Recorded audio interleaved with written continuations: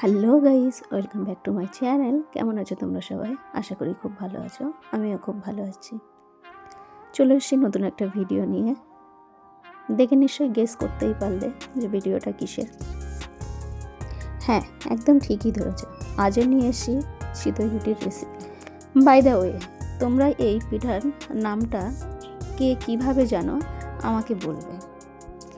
মানে এর নাম এক এক অঞ্চলে এক এক রকম, কোন ডিস্ট্রিক্টে কী নামে পরিচিত বলবে।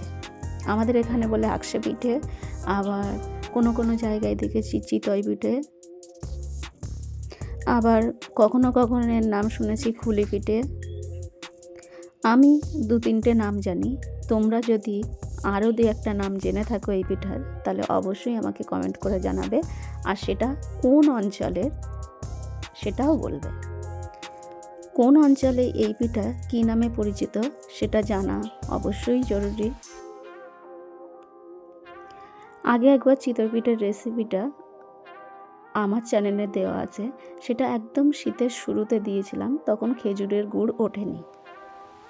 আর আগের দিনের পিঠাগুলো একটু কালচে কালচে হয়ে গেছিলো, মানে ব্রাউন ব্রাউন হয়ে গেছিলো। বাট আজকেরকার পিঠাগুলো একদম ধবধবে সাদা হয়েছে। দু পিঠি, নিচের পিঠও যেমন সুন্দর হয়েছে, উপরের পিঠেও তেমন সুন্দর হয়েছে। নতুন খেজুরের গুড় উঠলে এই পিঠাটা শুকনো খেতে সবচেয়ে মজাদার। আর ভেজানো তো সে তো আছেই। পিঠার মধ্যে আমার ফেভারিট পিঠা হলো চিতই পিঠা। আজকে খেজুরের গুড় দিয়ে খাবো।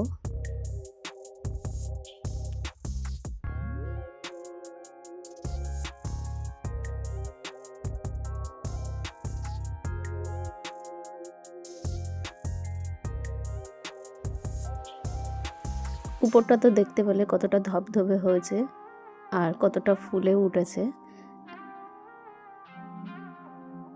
নিচের পিঠটাও একদম ধবধবে সাদা। খুব সুন্দর হয়েছিল এদিনের পিঠাটা, আর নরম তুলতুলেও হয়েছিল অনেক।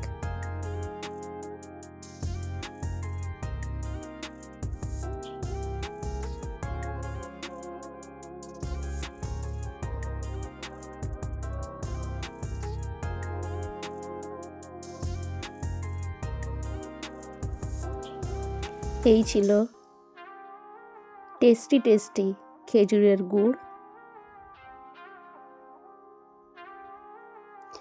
দেন তারপরে খেজুরের গুড় দিয়ে খাওয়ার পরে এখানে কিছুটা নারকেল কুড়িয়ে রেখেছিলাম, সেগুলো গরম জল দিয়ে দুধ তুলে বাকি পিঠাগুলো এতে ভিজিয়ে দেব। দেন সকালবেলা খাবো।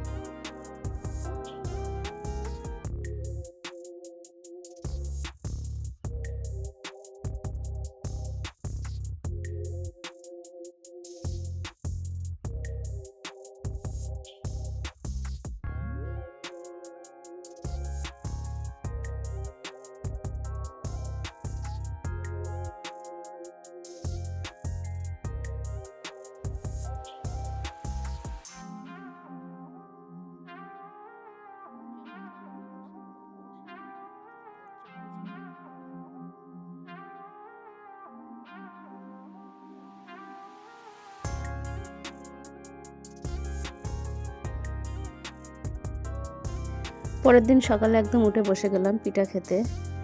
তো এই ছিল আজকের ভিডিও। চলো আজকের মতো টাটা।